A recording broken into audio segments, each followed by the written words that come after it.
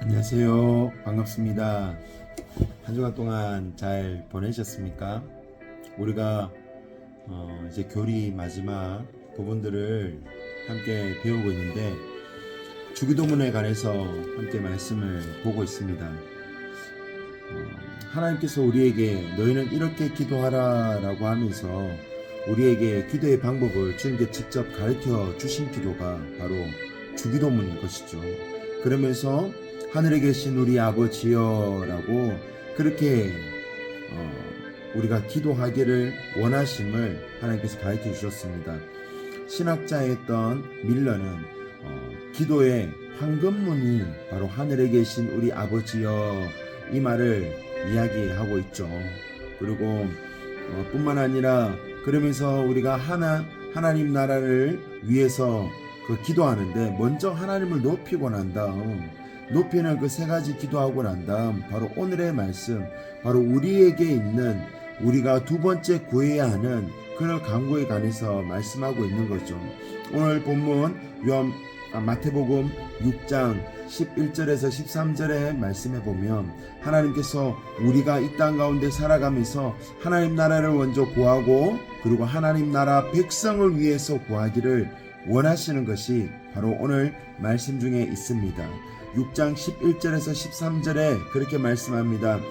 오늘 우리에게 일용할 양식을 주옵시고 우리가 이 땅 가운데 살아가면서 정말 하나님께 간구해야 될 첫 번째가 바로 일용할 양식인 것을 하나님께서 아시는 거죠. 사실 우리가 여기에 많이 매여 있습니다. 먹는 것이 얼마나 중요하고 살아가는데 우리가 가장 필요한 기본적인 것이 바로 일용할 양식인데 왜 이것을 하나님께 구해야 하느냐? 주님은요 우리에게 말씀해 주고 계시는 겁니다. 하늘에 나는 새와 들풀도 입히시는 하나님께서 하물며 자식인 우리를 책임지시지 않겠느냐? 그렇게 말씀하는 거죠. 다시 말하면 우리는 이 땅에 살아가면서 신앙생활을 합니다. 그런데 이 신앙생활을 하는 이유가 먹고 마시기 위해서 신앙생활을 한다는 것은 잘못된 것인 줄 알면서도 우리 마음에 내려놓지 못하고 그렇게 신앙생활을 하는 경우가 많습니다. 주님께서 우리에게 말씀을 가르쳐 주시면서 일용할 양식을 구할 것은 바로 우리 모든 것을 생사화복을 주관하시는 분이 하나님이시라는 것을 우리가 고백하기를 원하시는 거예요.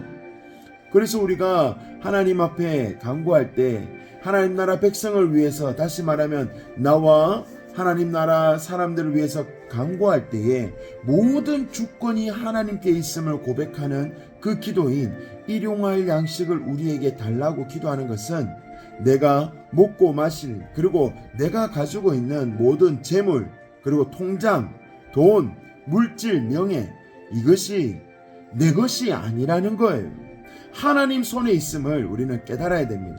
다윗이 그의 말년에 마지막 유언과도 같은 그런 말씀을 할 때 역대상 29장 12절에 그렇게 말씀하죠.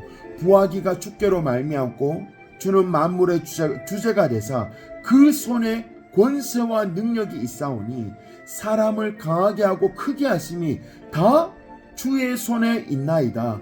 하나님 손에 모든 것이 있음을 다윗이 고백하였던 것처럼 우리도 하나님 앞에 그런 고백을 해야 될 줄 믿습니다. 우리 선생님들 뿐만 아니라 저도 마찬가지입니다. 우리 청년들, 우리 학생들 공부하고 우리 직장을 가지고 살아가는 모든 삶의 주권이 내 것이 아닌 것을 고백하는 것이 바로 일용할 양식을 우리에게 달라고 하는 주님이 가르쳐 주신 그 기도의 근본 베이스라는 사실을 알아야 돼요. 단순히 먹을 것을 위해서 기도하는 그런 수준이 아니라 우리에게 일용할 양식을 구하는 다윗이 그의 백성들을 향해서 다윗이 때에 따라 주시는 하나님의 은혜를 간구한 것처럼 우리도 하나님의 은혜를 그리고 때에 따라 맞는 하나님의 섭리와 인도하심과 함께 인지하심과 동행하심을 간구해야 한다라는 것이죠. 그러면서 우리가 지난 시간에 함께 말씀을 나눴었죠. 브룩 라이프 처치의 줄리 샤이베 목사님이 5가지에 관해서 다른 사람을 위해서 기도하는 것을 함께 나눴었습니다. 우리 다시 한 번 더 복습하면서 말씀해 볼까요? 첫 번째는 누구를 위해서 기도한다고 합니까? 네, 가장 가까이 있는 사람, 그리고는 나를 가르치는 교사와 선생님, 목사님, 내게 리더십을 가지고 영향권을 행사할 수 있는 가르치는 분들, 그리고 지금 나라가 많이 어려움 가운데 있죠. 나라와 우리의 가정을 위해서, 그리고 연약한 자를 위해서, 병든 자를 위해서, 그리고 나를 위해서 이렇게 기도하라고 합니다. 마찬가지입니다. 하나님 나라 백성을 위해서 기도할 때 우리가 이와 같은 것을 기도하는데, 그 바로 첫 번째가 바로 이것입니다. 우리에게 일용할 양식을 주옵시고, 우리의 가진 모든 것들이 하나님께 있음을 다시 한번 고백하는 귀한 고백의 시간과 우리의 마음을 잡는 시간이 되기를 간절히 원합니다. 두 번째, 그렇게 말씀하죠. 우리가 우리에게 죄 지은 자를 사하여 준 것 같이 우리 죄를 사하여 주옵시고, 여기에서 우리는 우리가 우리에게 죄 지은 자를 사하여 준 것 같이 우리 죄를 사하여 주옵시고, 그런데 여기서 직역하다 보면, 말 그대로를 보면 이렇게 해석할 수 있습니다. 우리가 우리에게 죄 지은 자를 사하여 주지 않으면 우리 죄를 안 사하여 주시는 것처럼, 그래서 우리가 우리에게 죄 지은 자를 사하여 줘야 우리를 사하여 주는 것처럼, 이것은요 그런 것이 아니라 정확하게 말하면 이겁니다. 우리는 하나님께 말할 수 없는 우리의 행동 양식과 우리의 의지와 우리의 노력으로 하나님께 죄 사함을 받은 것이 절대 아니라는 겁니다. 믿으시죠? 우리의 죄 사함은 어떻게 일어났습니까? 전적인 하나님의 은혜로, 사랑으로, 계획하심으로 우리에게 구원이 일어나고 용서가 일어났습니다. 그런 용서를 받은 자는 우리가 용서함을 받은 것처럼 다른 사람도 용서해 줄 알아야 된다는 거죠. 우리 교회 공동체 안에, 우리 가족 공동체 안에, 우리 부서 공동체 안에 가장 필요한 것이 무엇이냐면 바로 죄를 용서하는 것입니다. 이것은 내가 다른 사람을 용서해야 하나님께서 용서해 주시는 것이 아니라고 말씀드렸죠. 내가 용서받았으니 다른 사람도 용서함이 마땅한 것입니다. 이것이 하나님의 가르침이고 이것이 주님께서 우리에게 말씀하시는 거죠. 베드로가 예수님께 묻습니다. 다른 사람이 내게 죄를 범하였으면 몇 번까지 참아야 됩니까? 7번 참으면 됩니까?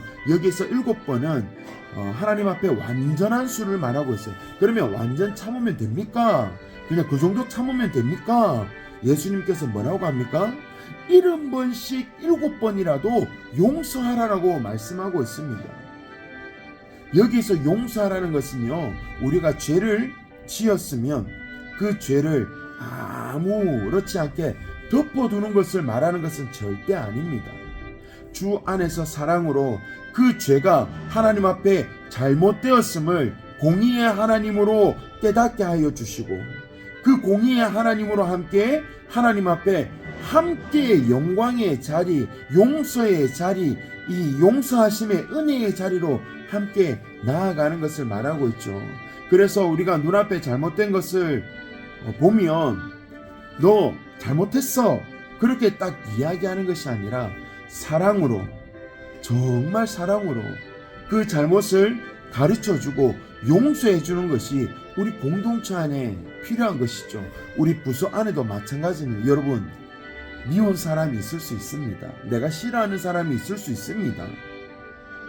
그럼 안 보면 그만이지, 그게 아니라는 거예요. 저도 주님 앞에, 여러분도 주님 앞에, 우리 가르치는 아이들이 주님 앞에 참 부족하고 연약하고 하나님 보시기에 기뻐하지 않는, 하나님의 보시기에 싫어하고 내버려두는 그런 모습을 살아갈 수도 우리가 살아갑니다. 그럼에도 불구하고 하나님은 여전히 저와 여러분을 사랑하세요. 용서하세요. 그런 마음으로 우리에게 죄 지은 자를 사하여 준 것 같이 우리도 사하여 주시고, 우리도 그 사할 수 있는 사랑과 은혜와 믿음이 저와 여러분에게 있게 되기를 원하시는 주님의 가르침이신 거죠. 그리고 또 뭐라고 합니까? 우리를 시험에 들게 하지 마옵시고, 우리에게 시험에 들게 하지 말아요. 여기서 시험은 두 가지가 있습니다. 하나님께서 우리에게 하시는 테스트의 단계가 첫 번째 있고요. 두 번째는 이 시험이라는 이름 하에 시련이라고 우리에게 다가올 수 있습니다. 다시 말하면 하나님께서 우리의 믿음을 점검해가는, 두드리고 가는 그런 단계를 말하는 거죠. 그런데 이것이 정말 견디기 힘들고 어려움을 볼 수 있습니다. 예수 그리스도가 어떻게 하였습니까? 하나님께 기도할 때에 아버지, 내가 이 잔을 내게서 떠나게 해달라고, 십자가의 그 고통과 그 어려움 떠나게 해달라고. 하지만 하나님의 뜻을 아는 예수 그리스도는 어떻게 합니까? 그 시험을, 그리고 그 시련을 능히 하나님의 뜻 안에서 믿음으로 감당해냅니다. 뿐만 아니라 이 예수 그리스도를 시험하는, 그리고 유혹하는 사단도 있었죠. 광야로 나아갔을 때 40일 금식하였을 때 돌이 떡이 되게 하라, 뛰어내려봐라, 나에게 절해라, 모든 것을 주겠다라고 예수님을 시험하고 유혹했지만 예수님은 그 시험과 유혹에 넘어가지 않았습니다.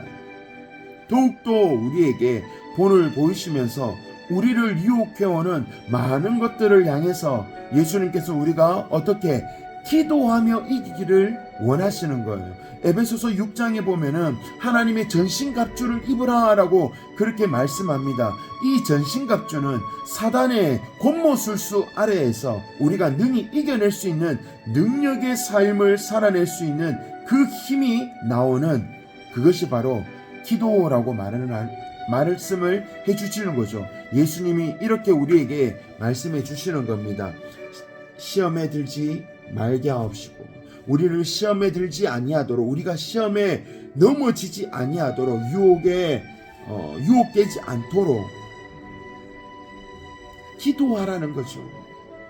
기도는 내 생각을 내려놓고 하나님의 뜻을 발견하고 하나님께 나아가는 것을 말하는 겁니다. 여러분, 그래서 기도가 너무 중요합니다. 주님 우리에게 그렇게 말씀해 주시고 계시는 거죠. 시험에 들게 하지 마옵시고, 테스트와 시련과 유혹에서 능히 이겨낼 힘은 우리에게 없습니다. 그러니 우리는 어떻게 해요? 기도해야 된다는 거죠. 주님이 그렇게 우리에게 가르쳐 주시고 말씀해 주시고 계시는 겁니다. 아브라함도요, 하나님 앞에 테스트를 받았죠. 100살 때 힘들게 어렵게 얻은 그 눈에 넣어도 아프지 않는 그 이삭을 하나님께서 모리아산에서 바치라고 했을 때 아브라함은요, 조금도 망설이지 않았습니다.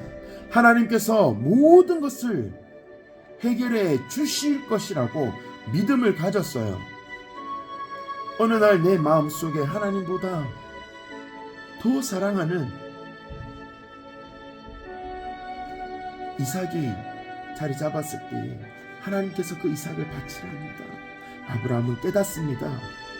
만유의 주제가 되시고 모든 것들을 다스리시고 주관하시는 하나님께서 나에게 사랑하는 아들을 빼앗아 가시는 거구나. 아니요, 이삭을 바치는 그 순간 하나님께서 내게 주실 그 은혜와 하나님의 영광과 하나님의 주권을, 그 아들의 목숨보다 더 큰 하나님의 주권을 하나님께서, 아브라함은 하나님을 통해서 알고 있는 것이죠. 왜? 이미 경험했으니까요.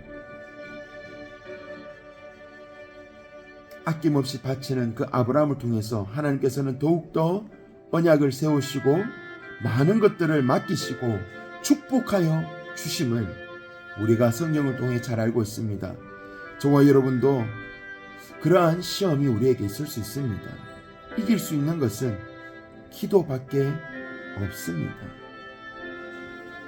그리고 마지막으로 기도하죠. 다만 악에서 구하옵소서.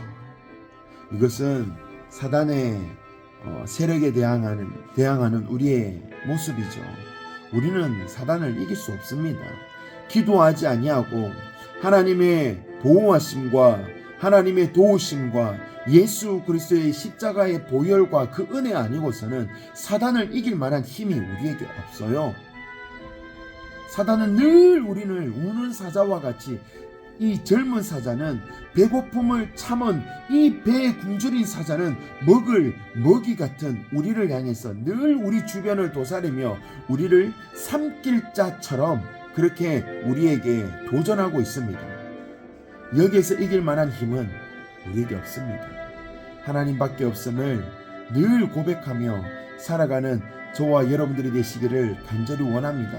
하나님께서 이렇게 하나님 백성, 다시 말해서 우리와 공동체를 향해서 이렇게 기도하라라고 그렇게 말씀하고 있는 거죠. 다윗이 그의 백성들을 향해서 하나님의 주권을 인정하면서 기도하였던 것처럼 주님이 우리에게 너희는 이렇게 기도하라라고 하면서 하나님 나라와 그의 백성을 향해서 기도하신 것처럼 우리도 기도의 자리에 나아가야 될 줄 믿습니다.